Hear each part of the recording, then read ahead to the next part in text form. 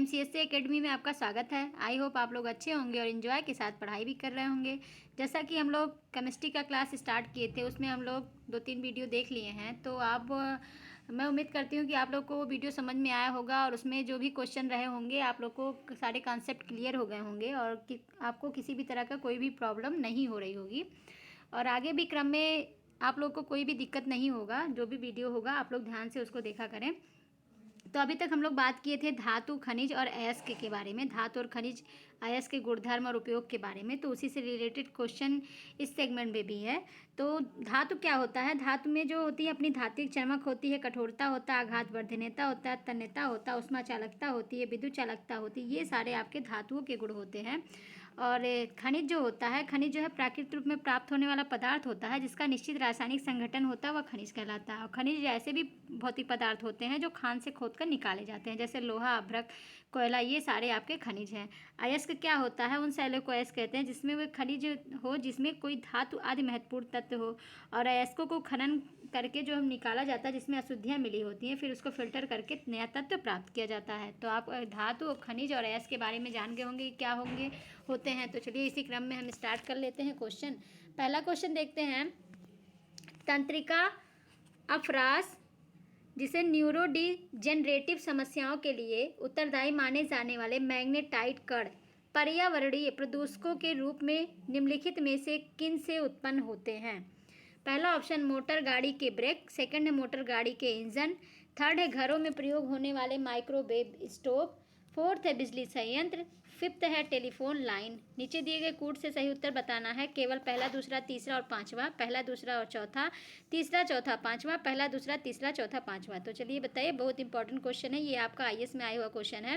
तंत्रिका अपहास, तंत्रिका अपहास मतलब जो तंत्रिकाएं, न्यूरॉन जो होती हैं वो नष्ट हो जाती हैं, उसके बाद इंसान मर जाता है। तो ये एक प्रकार की बीमारी है जिसमें आपका अल्जाइमर रोग भी आता है, पार्किंसंस रोग भी जो आता है। इन समस्याओं में जो मैग्नेटिक कण होते हैं वो पर्यावरण को प्रदूषित करते हैं। तो आपका ये तंत्रिका अपहास नामक बीमारी होती है। तो ये निम्न में से किन किन कारणों से उत्पन्न होता है आपको बताना है। तो पहला है मोटर गाड़ी के ब्रेक। तो मोटर गाड़ी में जो ब्रेक होते हैं वो एंटी लॉक ब्रेकिंग सिस्टम होते हैं जो उपयोग करने पर चुंबकीय कण उत्पन्न करते हैं।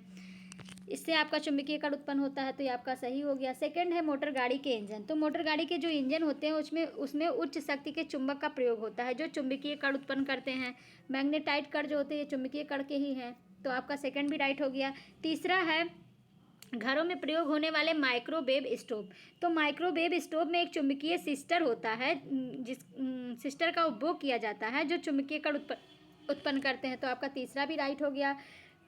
चौथा है बिजली संयंत्र। बिजली संयंत्र में उपभोग होने वाला कोयला दहन से जो जुड़े मैग्नेटाइट होते हैं वो महीन कणों का एक प्रमुख स्रोत होते हैं। तो आपका बिजली संयंत्र भी हो गया। और पांचवा है टेलीफोन लाइन। तो टेलीफोन लाइन जो होता है ये कम आवृत्ति एवं कम ऊर्जा के विद्युत चुम्बकीय क्षेत्र उत्पन्न करते हैं जो मैग्नेटाइट कणों के स्रोत होते हैं।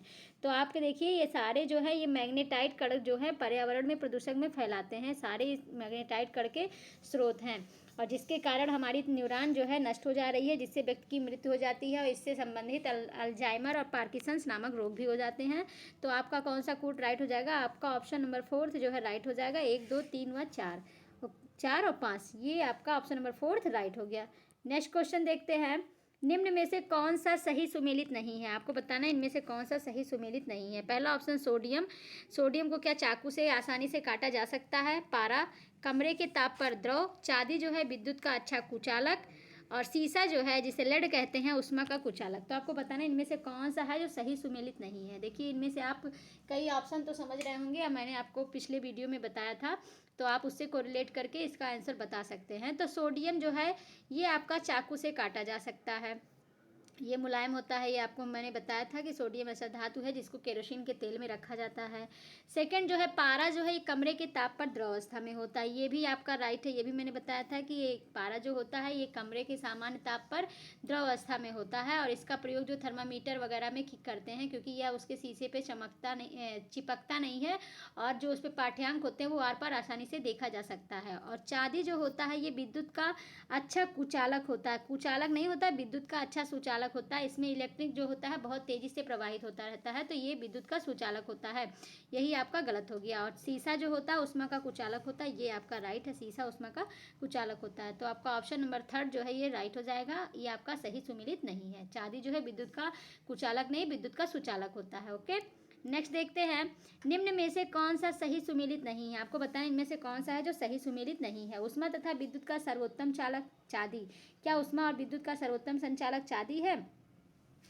और सेकंड है, सबसे अधिक मात्रा में पाए जाने वाला धातु एल्युमिनियम।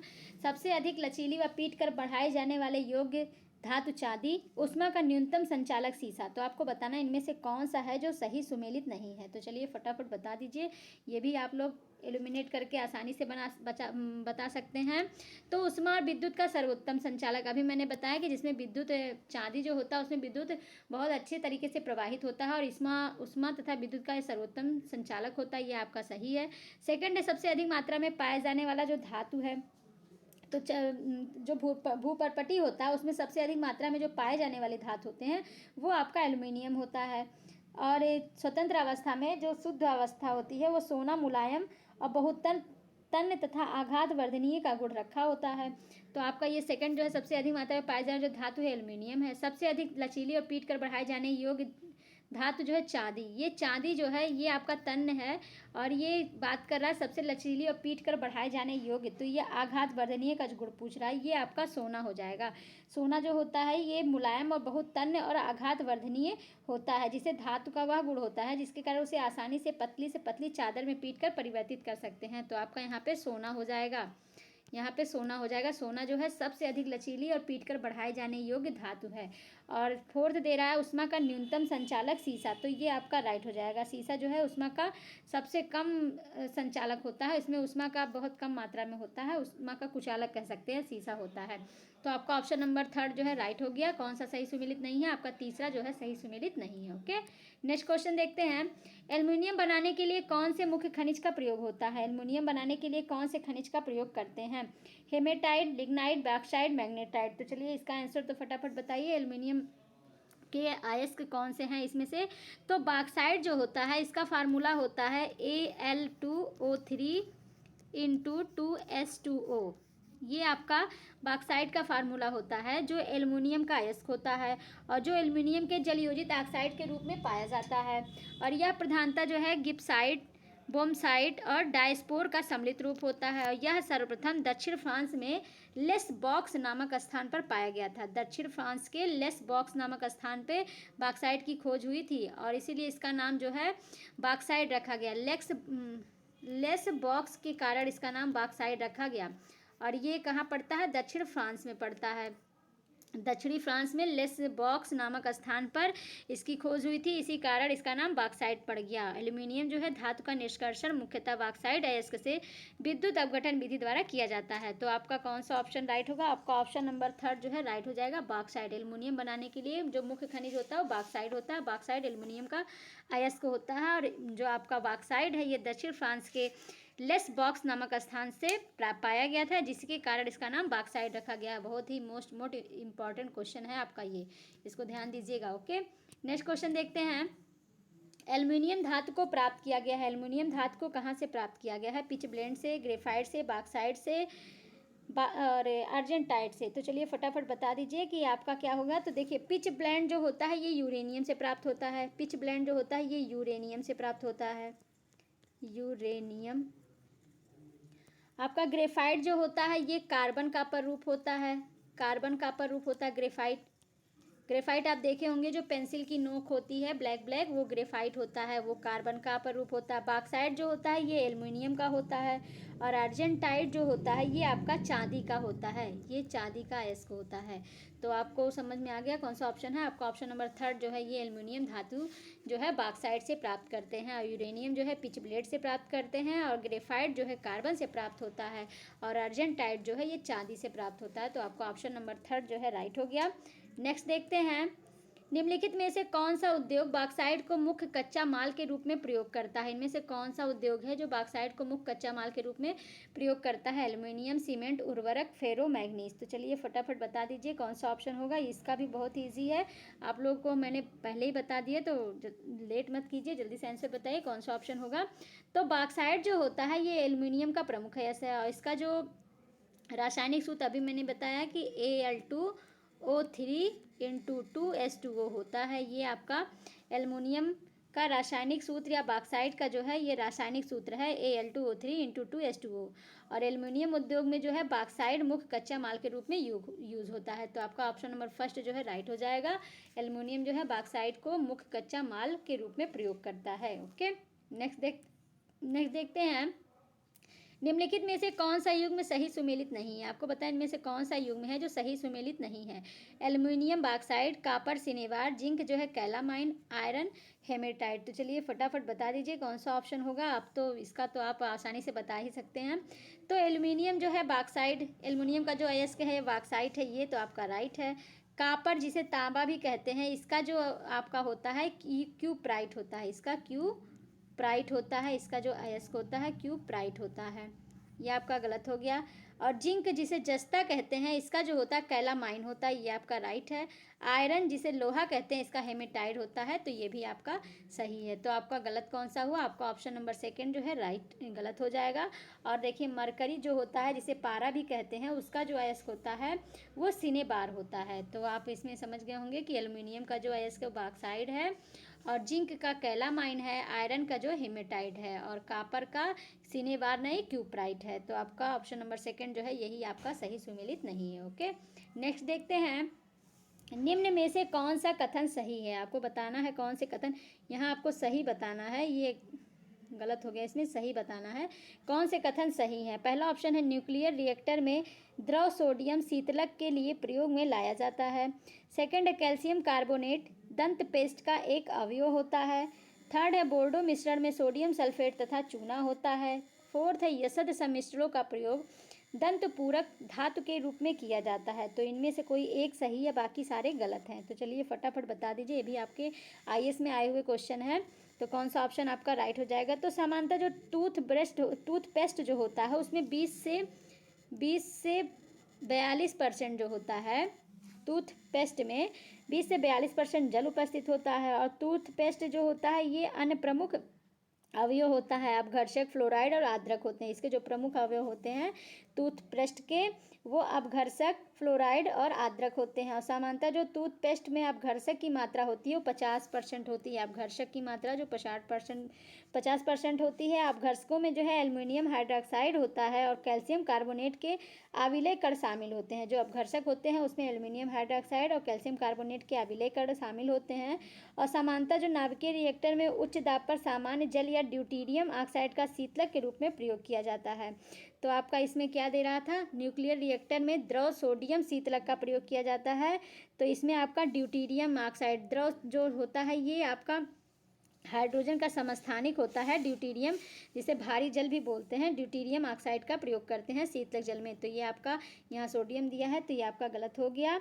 और जो फास्ट ब्रीडर टेस्ट रिएक्टर होता है उसमें शीतलक के रूप में गलित सोडियम का प्रयोग किया जाता है। नाभिकीय रिएक्टर में आपका भारी जल या ड्यूटीरियम ऑक्साइड का प्रयोग करते हैं। और फास्ट ब्रीडर टेस्ट रिएक्टर जो होता है उसमें शीतलक के रूप में गलित से जो गला हुआ सोडियम होता है उसका प्रयोग किया जाता है। तो आपका ऑप्शन नंबर सेकंड जो है ये राइट हो गया। कैल्शियम कार्बोनेट जो है दंत पेस्ट का एक अवयव है, और ये इसमें जो जल की मात्रा होती है 20 से 42% होती है। टूथपेस्ट जो होता है इसके प्रमुख अवयव अपघर्षक, फ्लोराइड और आद्रक होते हैं। अब अपघर्षक में जो है 50% जो होता है, टूथपेस्ट जो हम लोग पेस्ट करते हैं उसको हम लोग बोलते हैं टूथपेस्ट जो बोलते हैं, उसमें आपका अपघर्षक 50% होता है। और उसमें जो होता है एल्युमिनियम हाइड्रॉक्साइड होता है और कैल्शियम कार्बोनेट के आविलेय कण शामिल होते हैं। तो आपका ऑप्शन नंबर सेकंड जो है राइट हो गया। और ये बाकी तो आपका सब गलत है, ठीक है, तीनों ऑप्शन गलत है। यहाँ पे सोडियम की जगह आपका ड्यूटीरियम होना चाहिए। ओके, नेक्स्ट देखते हैं। निम्न में से कौन सा सही नहीं है? आपको बताना इनमें से कौन सा है जो सही नहीं है। तो फटाफट आंसर दीजिए कौन सा सही सुमेलित नहीं है। तो भंजन पेट्रोलियम, प्रगलन ताम्र, हाइड्रोजनीकरण खाद्य वसा, वल्कनीकरण सीसा। तो आपको बताना इनमें से कौन सा है जो सही सुमेलित नहीं है। तो भंजन की जो क्रिया होती है ये उच्च तापमान पर कार्बन के बड़े बड़े अणु जो होते हैं ये छोटे अणुओं में टूट जाते हैं और इस प्रक्रिया में जो है पेट्रोलियम प्राप्त होता है। भंजन क्रिया जो होती है इसमें जो होते हैं उच्च तापमान पर कार्बन के जो बड़े बड़े अणु होते हैं वो छोटे अणुओं में टूट जाते हैं और इस प्रक्रिया द्वारा पेट्रोलियम प्राप्त होती है। तो ये आपका सही है। सेकंड दे रहा है प्रगलन ताम्र। तो प्रगलन जो होता है तांबे के अयस्क से शुद्ध तांबा प्राप्त करने के लिए रासायनिक विधि में प्रयुक्त एक प्रक्रिया होती है। तो ये भी आपका राइट हो गया, प्रगलन जो है ताम्र होता है। तीसरा दे रहा है हाइड्रोजनीकरण खाद्य वसा। तो हाइड्रोजनीकरण प्रक्रिया में जो होता है ये खाद्य तेलों पर निकिल उत्प्रेरक की उपस्थिति में हाइड्रोजन प्रवाहित करने पर वह वनस्पति घी में परिवर्तित हो जाती है। तो ये भी आपका राइट हो गया। फोर्थ है वल्कनीकरण सीसा। तो वल्कनीकरण जो एक रासायनिक प्रक्रिया है जिसमें गंधक या इसी प्रकार का कोई दूसरा पदार्थ मिला देने से रबर या संबंधित बहुलकों को अपेक्षाकृत अधिक टिकाऊ पदार्थ में बदल दिया जाता है। तो ये आपका सीसा नहीं होगा, यहाँ पे आपका रबर होगा। तो ये आपका गलत हो गया। कौन सा सही सुमेलित नहीं है? तो आपका ऑप्शन नंबर फोर्थ जो है ये सही सुमेलित नहीं है। ये भी आपके आईएएस में आए हुए क्वेश्चन थे। नेक्स्ट देखते हैं, ताम्र प्रगलन संयंत्रों के बारे में चिंता का कारक है। ताम्र प्रगलन मतलब जो तांबा को पिघलाते हैं उसमें जो संयंत्र है उसके लिए चिंता का कारक कौन सा है? ये पर्यावरण में कार्बन मोनोऑक्साइड को घातक मात्राओं में निर्मुक्त कर सकते हैं। सेकंड है ताम्र मल पर्यावरण में कुछ भारी धातुओं के निक्षालन का कारण बन सकते हैं। थर्ड है वे सल्फर डाइऑक्साइड को प्रदूषक के रूप में निर्मित कर सकते हैं। तीसरा है नीचे दिए हुए कूट का प्रयोग कर सही उत्तर का चुनाव कीजिए। केवल पहला और दूसरा, केवल दूसरा और तीसरा, केवल पहला और तीसरा, पहला दूसरा तीसरा। तो चलिए बता दीजिए कौन सा ऑप्शन होगा। ये भी आपके आईएएस में आया हुआ क्वेश्चन है। तो आपको बताना है कि ताम्र प्रगलन संयंत्र जो तांबे को पिघलाने वाला संयंत्र होता है उसमें चिंता का कारण क्यों बन रहा है। तो ताम्र प्रगलन जो संयंत्र होता है उसमें कार्बन मोनोऑक्साइड तथा अन्य वायु प्रदूषक गैस निर्मुक्त हो सकती हैं, लेकिन वे पर्यावरण में घातक मात्राओं में कार्बन मोनोऑक्साइड निर्मुक्त नहीं करते हैं। और इसमें दे रहा है पहले वाले में कि निर्मुक्त करते हैं, बल्कि ये पर्यावरण में कार्बन मोनोऑक्साइड को घातक मात्राओं में निर्मुक्त नहीं करते हैं, कम मात्रा में निर्मुक्त करते हैं। और अधिकतम जो कॉपर अयस्क होते हैं वो सल्फर आधारित होते हैं और उनके प्रगलन के फलस्वरूप जो है सल्फर डाइऑक्साइड निर्मुक्त होती है जो एक हानिकारक वायु प्रदूषक होता है। तो आपका सेकंड जो है ये आपका राइट हो गया। ये तीसरा जो है आपका राइट हो गया। और प्रगलन का जो एक अन्य उप उत्पाद होता है ये ताम्रमल होता है। यह ताम्रमल जो होता है ये भूमिगत जल से भारी धातुओं के निक्षालन के कारण बनती है। तो ये भी आपका राइट हो गया, सेकंड वाला भी राइट हो गया। इस ताम्रमल को आप कॉपर स्लैग भी बोल सकते हैं। और जो भारी धातु होती है ताम्रमल जो भूमिगत जल से भारी धातु जो होती है, भारी धातु में आपके आर्सेनिक, कैडमियम, लेड ये सब आते हैं, इसके निक्षालन का कारण भी बन सकती है। तो ये आपका सेकंड भी राइट हो गया, थर्ड भी राइट हो गया। तो आपका जो ताम्र प्रगलन संयंत्रों में जो चिंता का कारण है वो ताम्रमल पर्यावरण में कुछ भारी धातुओं के निक्षालन का कारण बन सकता है। और तीसरा है वो सल्फर डाइऑक्साइड को एक प्रदूषक के रूप में निर्मित कर सकते हैं। और पहला में जो था वो पर्यावरण कार्बन मोनोऑक्साइड को घातक मात्राओं में निर्मुक्त नहीं करते हैं, कम मात्रा में नियुक्त करते हैं। तो ये आपका इसी वजह से गलत हो गया। तो आपका दूसरा और तीसरा जो है सही हो गया। तो ऑप्शन नंबर सेकंड राइट हो जाएगा। ठीक है, नेक्स्ट देखते हैं, निम्न में से कौन सा सही सुमेलित नहीं है। आपको बताएं इनमें से कौन सा है जो सही सुमेलित नहीं है। हीरा, कार्बन, संगमरमर, कैल्शियम, बालू, सिलिकॉन, माणिक, कॉपर। तो आपको बताना इनमें से कौन सा है जो सही सुमेलित नहीं है। तो हीरा जो होता है एक प्राकृतिक रूप से प्राप्त होने वाला कठोर पदार्थ होता है और हीरे में जो है कार्बन परमाणु एक दूसरे से चतुष्फलकीय जालीय व्यवस्था द्वारा बंधे होते हैं।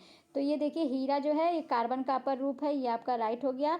और मार्बल जो होता है एक रूपांतरित पत्थर होता है जो शुद्ध कैल्साइट से बना होता है या कैल्शियम कार्बोनेट का क्रिस्टलीय रूप भी होता है। तो आपका संगमरमर जो है कैल्शियम का बना होता है, ये भी आपका राइट हो गया, जिसे संगमरमर को मार्बल भी बोलते हैं।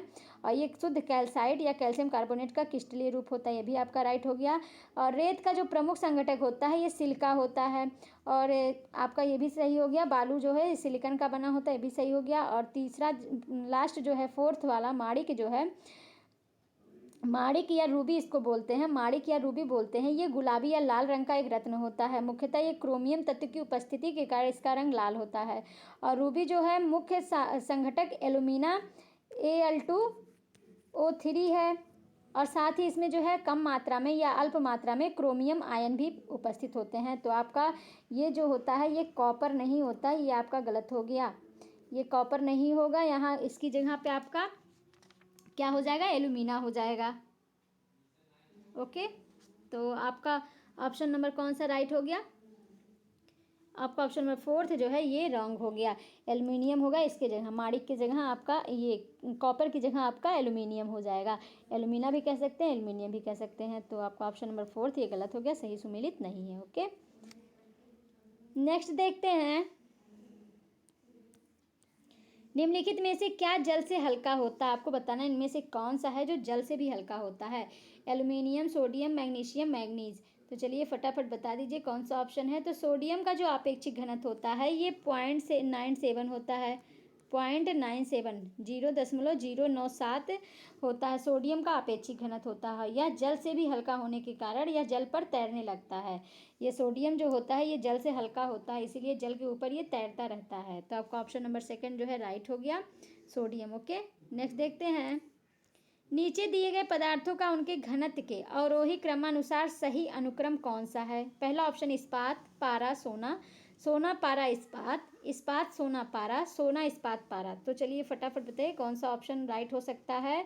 तो घनत्व के हिसाब से आपका अवरोही क्रम बताना है। अवरोही क्रम मतलब जो सबसे बड़ा, फिर उससे छोटा, फिर उससे छोटा, सबसे कम वाला बताना है। तो सोना जो होता है इसका जो घनत्व होता है, यदि हम ग्राम ग्राम घन सेंटीमीटर में देखेंगे तो सोना का जो होता है 19.3 ग्राम प्रति घन सेंटीमीटर होता है घनत्व।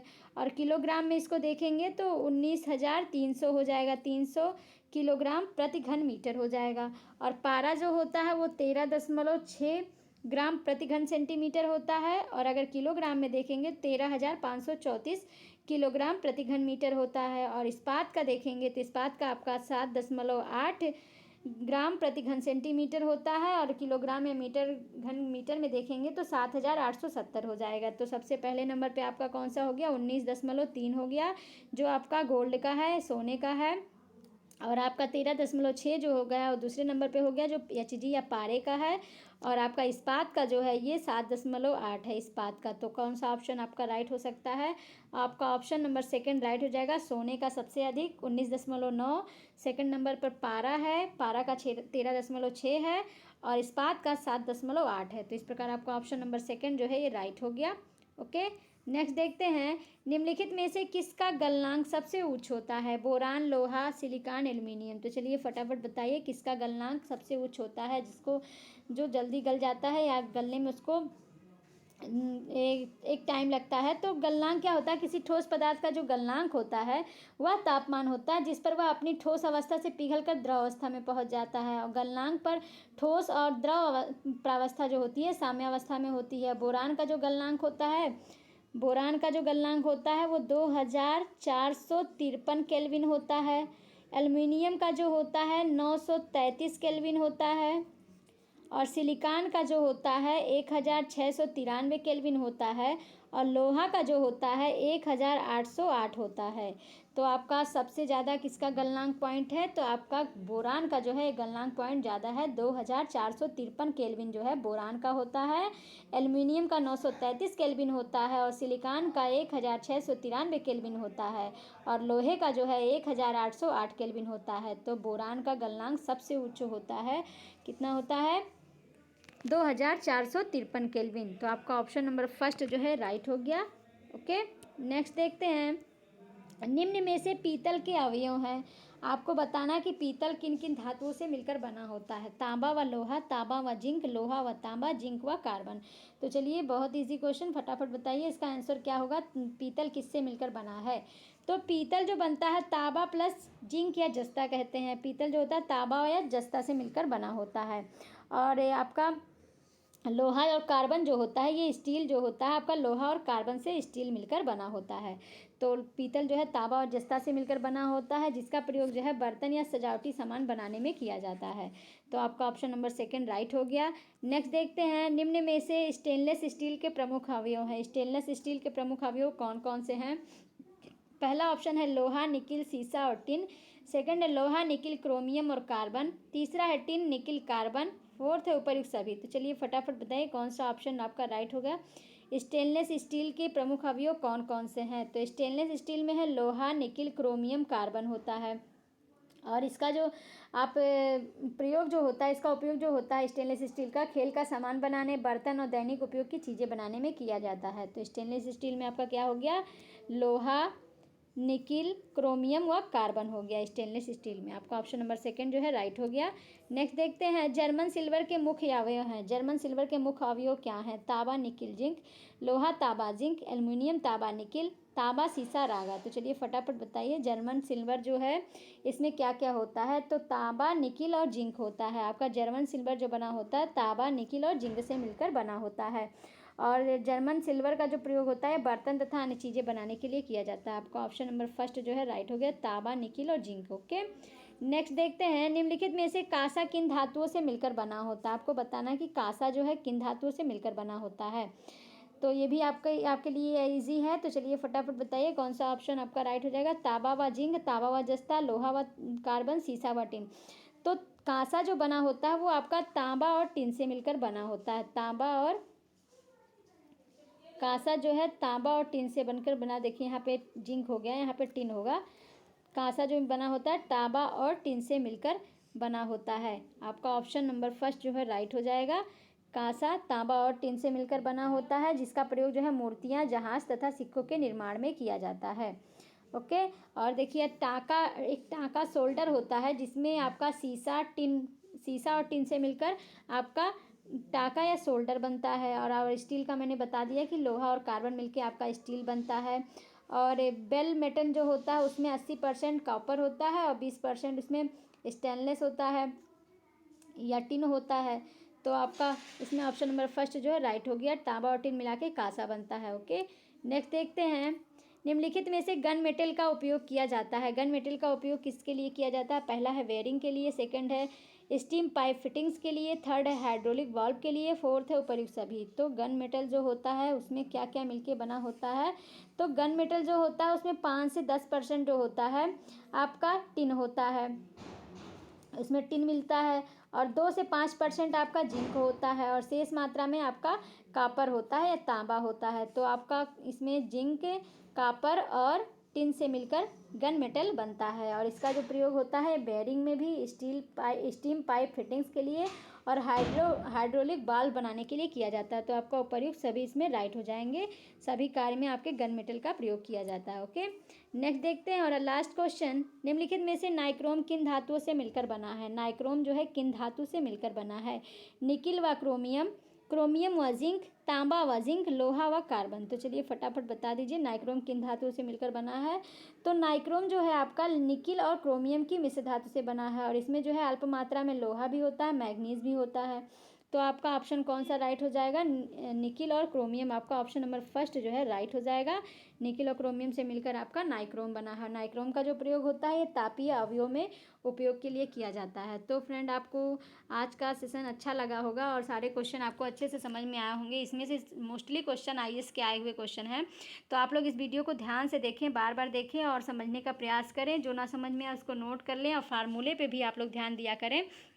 केमिस्ट्री बहुत ही अच्छा सब्जेक्ट है, अगर आप पढ़ने लगेंगे तो आपको इसमें भी इंटरेस्ट आने लगेगा। जैसे आप बायोलॉजी पढ़ने लगे हैं और बायोलॉजी अब आप लोगों को अच्छा लगने लगा है, उसी प्रकार केमिस्ट्री भी अब आप लोगों को समझ में आ रहा होगा और आने वाले कोई भी एग्ज़ाम में आपको कोई भी दिक्कत नहीं होगी और कॉन्फिडेंस भी आ गया होगा।